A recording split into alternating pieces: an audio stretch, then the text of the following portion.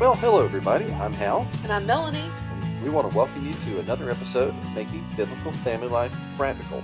We've done a couple of episodes recently talking about some issues, some things and thoughts that you go through as you make that decision to begin homeschooling. And we got a response from our listeners on the listener response line, and that's 919-295-0321 if you would like to be on another program yourself. But one of our listeners by the name of Austin had this question.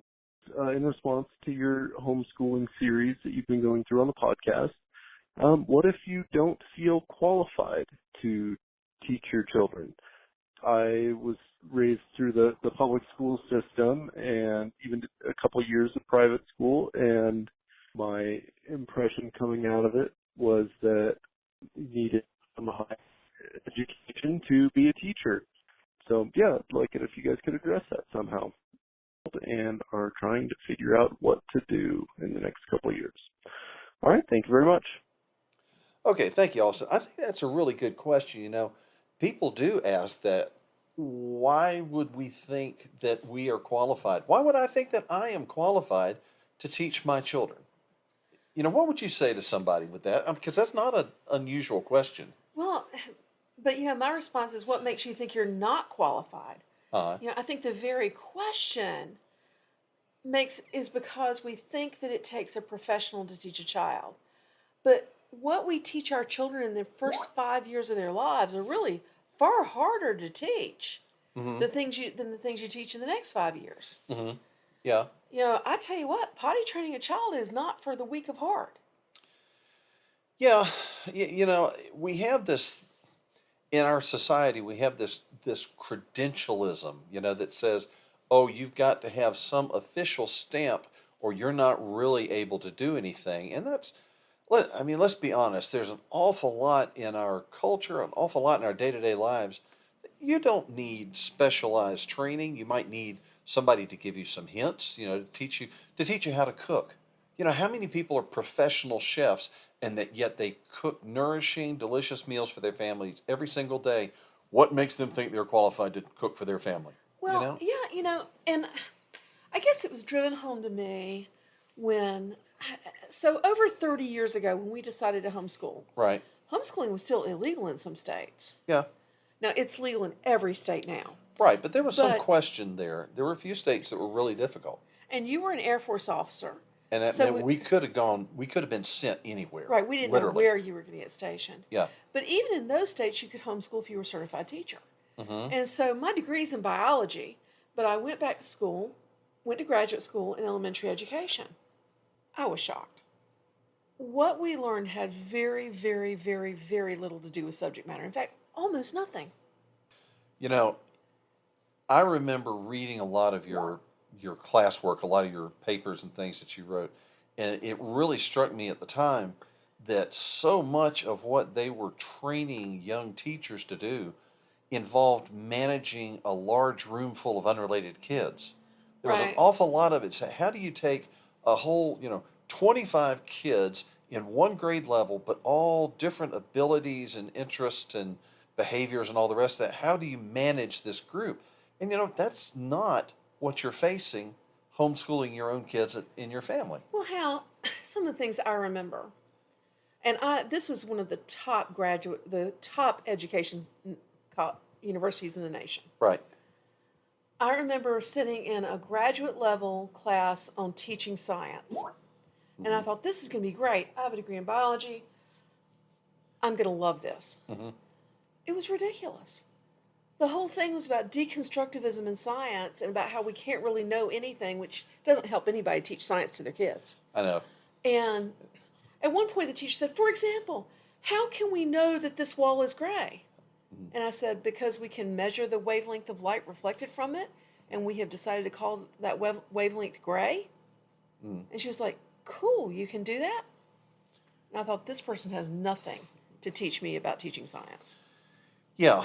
So, we're not talking about running a classroom institutional school model. You're talking about tutoring your own kids. And that's a very different thing. And the things that professional teachers are learning in their education colleges are Uh, not helpful even to them to teach, hmm much less teaching at home. Is what I'm trying to. It's the point I'm Yeah, trying to yeah, make. I get. Because hmm I remember another class where the professor was trying to lead us an out of body experience. Another class that was supposed to be focusing on children's literature, Yeah. and the main focus of the class was how to keep the parents from knowing the disturbing books that you're reading to their children in your classroom. Well, and you're not going to get far with that as a homeschooler, are you? How do I keep myself from knowing what my children are being asked to read? And so Sorry. you don't need Yeah. to envy someone because they have an education degree. I know so many homeschoolers who are former teachers and they feel like their education helped them. Not at all. Well, I mean, more than one we've had discussions with who found that teaching their own children at home involved different skill sets altogether. And was a whole lot more fun It was. because when you teach in a classroom, you have to use the book that the committee in the state capitol could agree on. Right. You have to use those textbooks, whether they work for your kids or not. hmm And you have to teach kids that you have very limited ability to discipline Right. and that you can't control whether they're eating a good diet or getting enough sleep. Right. Versus All of the above. in your own home, you can choose a curriculum that works for you and your children. And if it doesn't work, you can sell it and get something else. Yeah. And you can manage all those externalities. Yes, if your child won't obey, you can discipline them. If your And child needs more sleep, you can send them to bed earlier. Yeah, and if they're eating too many sugary foods, you can cut that out of their diet. right. It's just it's a lot more fun than teaching in the classroom because you have a lot more control. And so I just first wanted to destroy this idea Right. that an education degree prepares you to homeschool your kids because it really doesn't. Yeah, and that It only doesn't somebody even prepare you to teach in a classroom. well, and that only someone with that academic certification would be qualified to teach. That's two things come to my mind when I look at that question. One of them, you know, so many of us have read Laura Ingalls Wilder's books, the Little House series, and in one of the later books,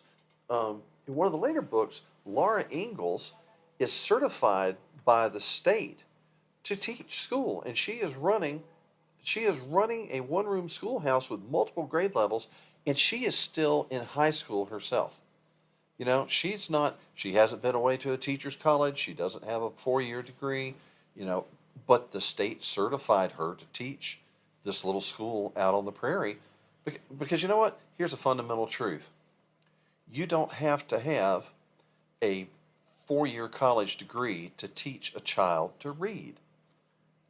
The only thing you really need is for you to be able to read and to have the patience to explain it to a child in a way the child can understand it. That I think is an important thing to realize. Here's the second part, and this kind of relates to it. When I was in the Air Force, now they didn't let me fly. My vision is not acute enough for that. They let me look at airplanes, and that was as close as I could get. But the pilots who were in the initial pilot training, the IPT program, um, were often being trained by pilots who had just graduated a few months ahead of them. That they would take the top pilot candidates out of those initial training classes and offer them the opportunity to turn around and become instructor pilots themselves and to teach the next generation of beginning flyers. Because guess what? They had learned how to fly that aircraft. Now they were just being asked to turn around and to teach the next guy how to fly that aircraft. That's an interesting concept.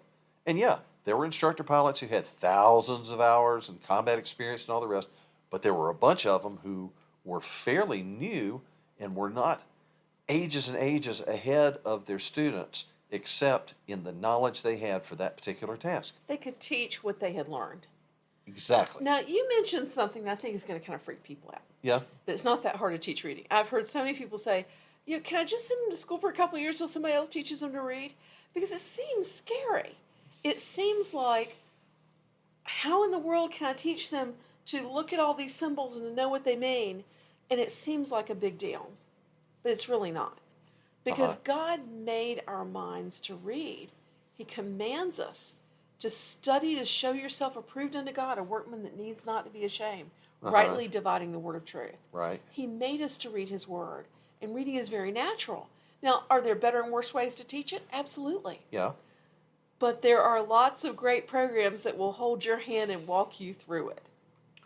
That is another good point, because I know when we started homeschooling, um, there were programs available, there were books to advise, but that has just exploded in the 20 or 30 years since we began homeschooling, to the point that there are so many different programs to help you walk through whatever it is that you particularly struggle with. If you are uncertain about your ability to teach reading, there are a world of reading programs available.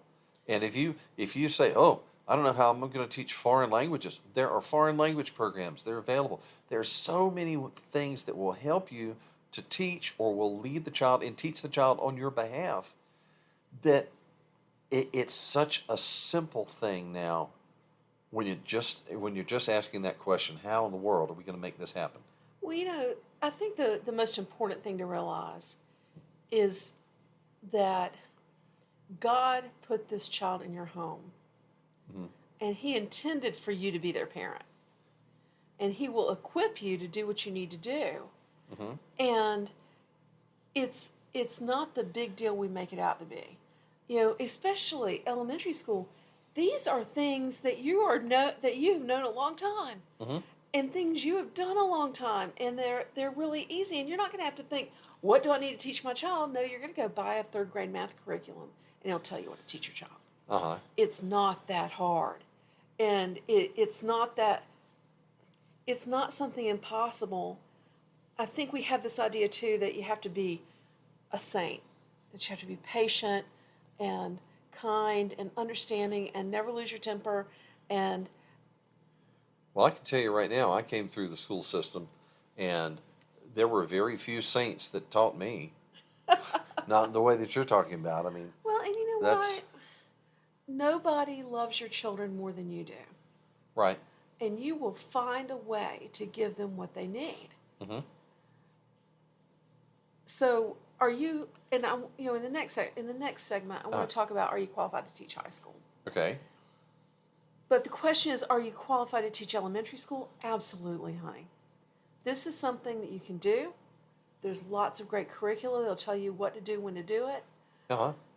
There's some real advantages to not starting early and not being too intense, because the more your children love learning and the more field trips and fun hands-on things you do, the less work middle school and high school is going to be. Yeah. So you don't need a teaching degree to teach kids. You don't need to be at the top of your class and a genius to teach kids. Mm-mm. And you don't need to plan 8 hours a day with bells ringing to divide the subjects to teach your kids, or to give them a comprehensive education. You know, I was in band when I was in middle school and high school, and we had band class 5 days a week, 45 minutes to an hour. And one week I had been out sick. I forget what I had, but at any rate, I missed a week of school. So when I got back, the band director said, "Look, can you meet me during lunch, one day, and let's go over what you missed last week?" So I go in, and he spent about 20 minutes with me going over the lessons that I'd missed. And then he said, "Okay, I think you got that." I said, "That's it?" He said, "Yeah, that's the material that we covered all week." But the point of that was that when you are teaching one-on-one, you are teaching one student to get a concept across to that one. You don't have to wait for everybody.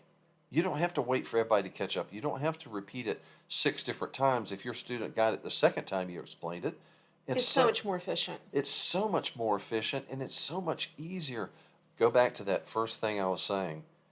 A lot of what we think about when we picture the school experience was actually the classroom experience, dealing with a whole bunch of kids and a whole bunch of personalities and a whole bunch of different abilities. And the teacher is doing an awful lot of crowd control that, you know what, Mom, Dad, you don't have that. You don't have to deal with that when you're teaching your 1 or your 2 or even your 6 or 7. And let's end on an encouraging note. Yep. Laura Ingalls Wilder accepted her first teaching position 2 months before her 16th birthday. So she was 15 years old. Yes. And they thought, the state thought, and the parents who hired her thought, this young woman is qualified to teach our kids to read and to cipher and to learn their Constitution and all the rest of that. And so what? She was 15. She was 15 years old. And you can Okay. read about that. Which book was that in? Oh, Little Town on the Prairie? the Long Winter, I think, maybe. I don't think it was The Long Winter. But anyway, one of the later books in this series. You ought to read them all anyway, okay? So. Okay, so let's end this part of the segment. And folks, you can find us, find the archives at hallandmelanie.com/radio. Right. Please leave us a review so other people can find us. Let's listen for a message for our sponsor, and then we'll be right back on the other side of that. And we appreciate them so much.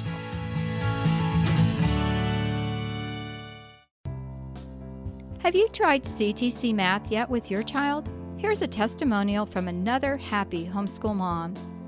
Amber said, "I'm absolutely thrilled with CTC Math. It's a rare find that I've used with my children for more than 6 years now. I have 6 children using CTC Math, and each child has found it easy to navigate and very applicable. I love seeing them enjoy this math program and grow in their mathematical journey. Thank you so much for all that you're doing and for providing quality math lessons for my children."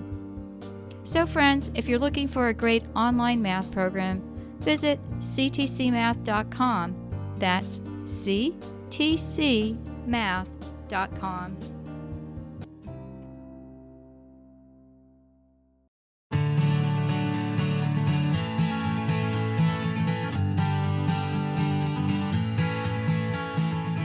All right, thanks for joining us again. This is Hal, And this is Melanie. and we are talking about qualification to homeschool. Are you or aren't you? Yes, you are. You are qualified, and we'll explain why. We were talking about in the first segment about teaching elementary school students. What does it take to teach a child to read, to teach basic math, to just do those basic school skills? But, a lot of folks, understandably, look ahead to the older years and they think, high school, I struggled so much in high school. Oh, I don't know if I can remember anything that I learned in high school. How will I ever survive high school?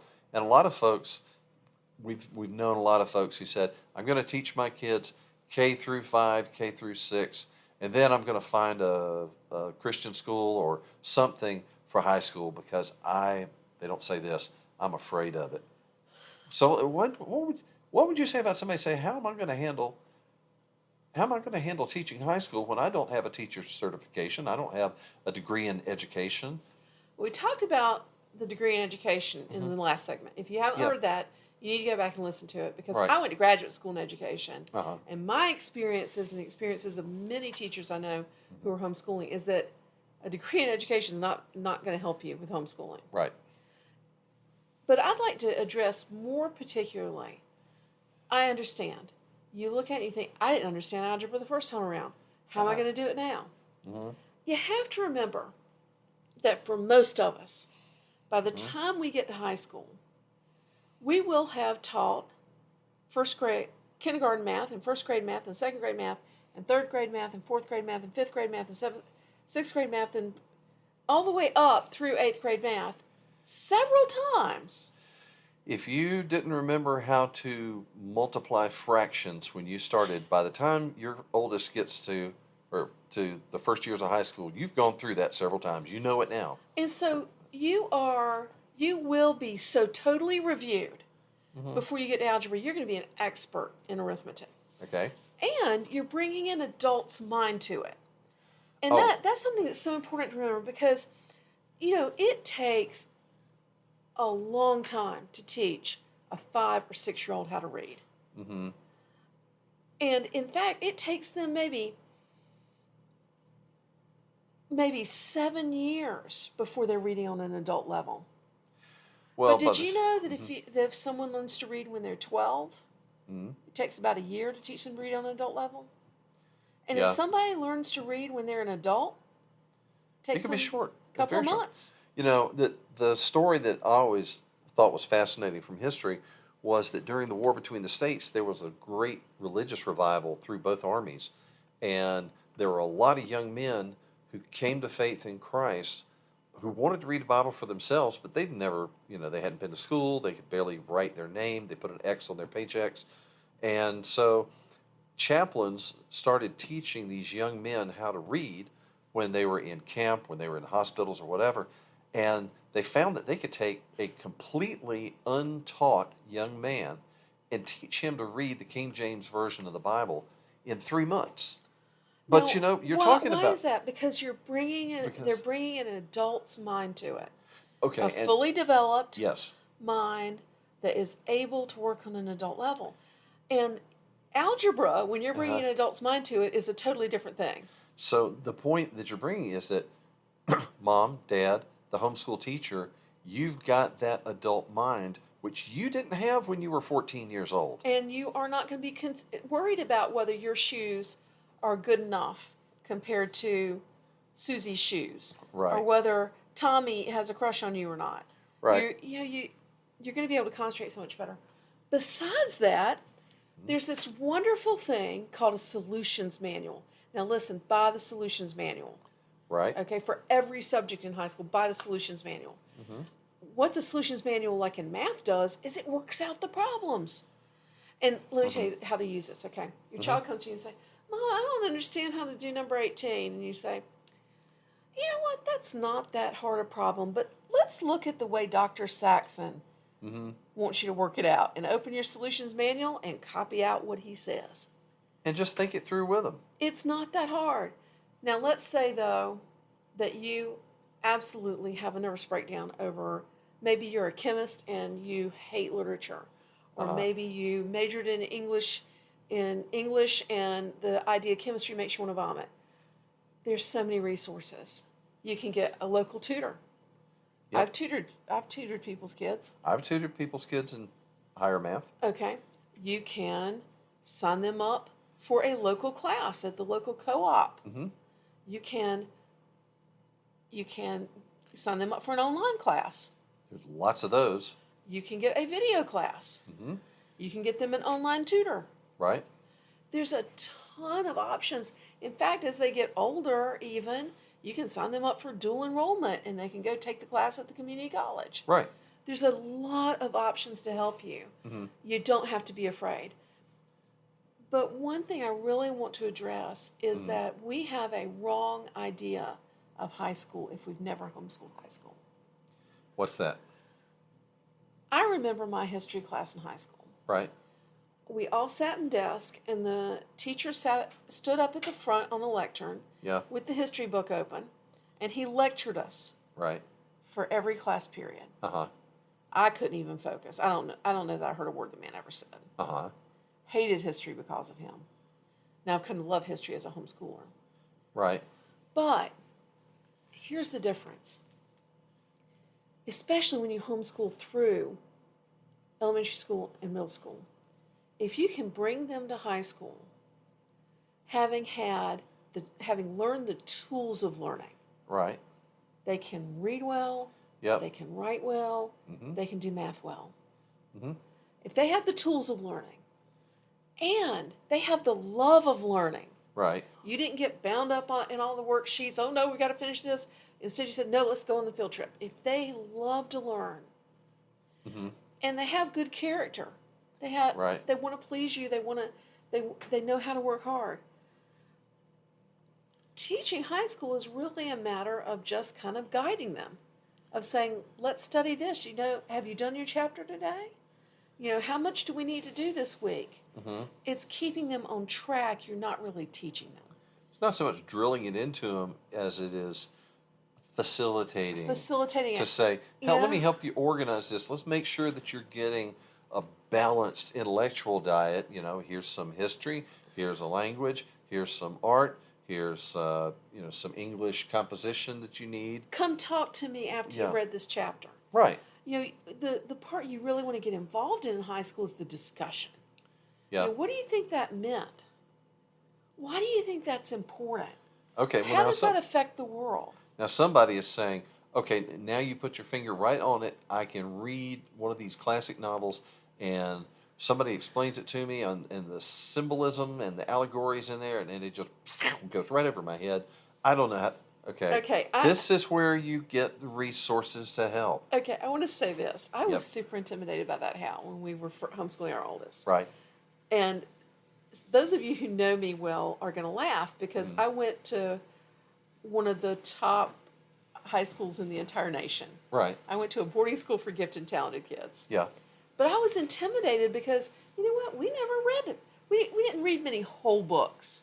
Uh-huh. And I wanted to read whole books with our kids. Right. And now I did some at NCSSM, but not in previous to that. Right.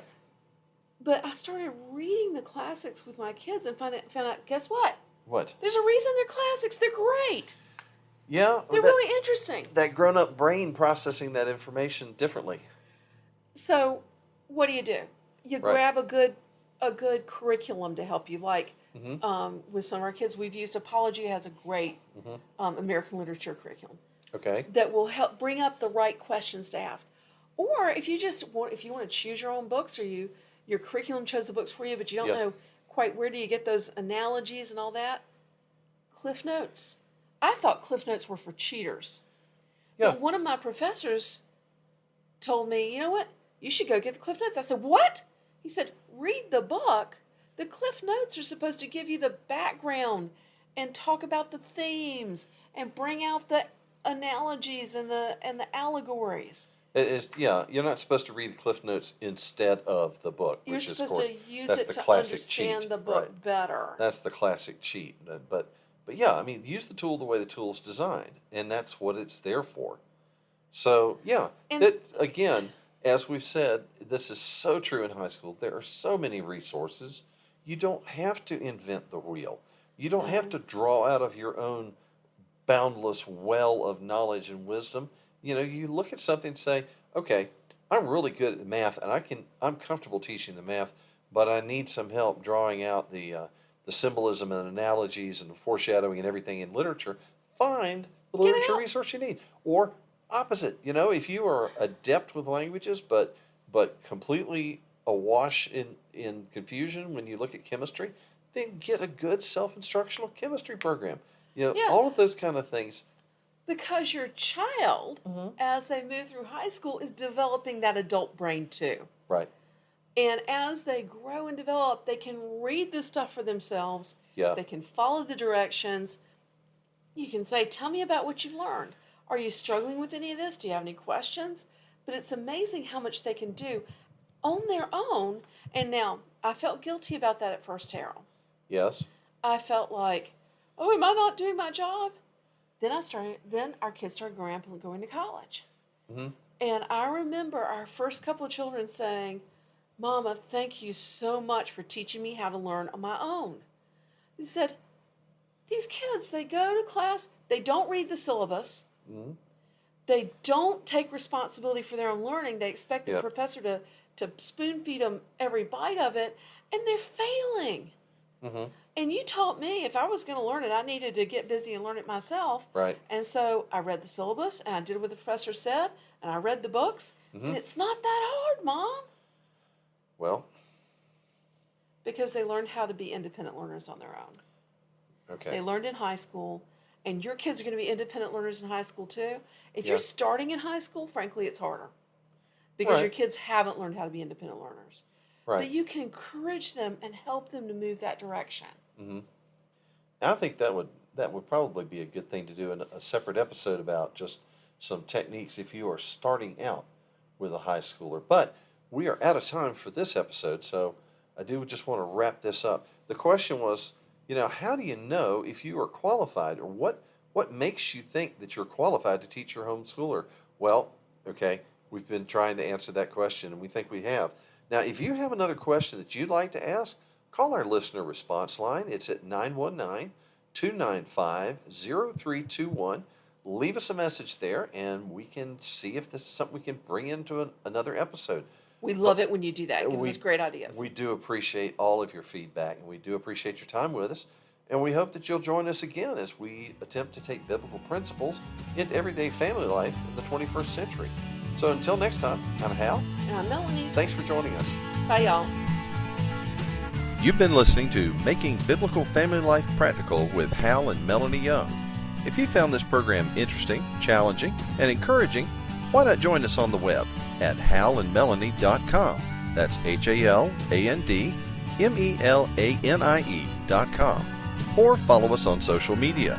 You can find us on Facebook at Facebook/Hal and Melanie or Facebook.com/RaisingRealMen. This program is a production of the Ultimate Homeschool Radio Network. Join us next week when we'll be back to talk about making biblical family life practical. Until then, thank you and God bless you for listening.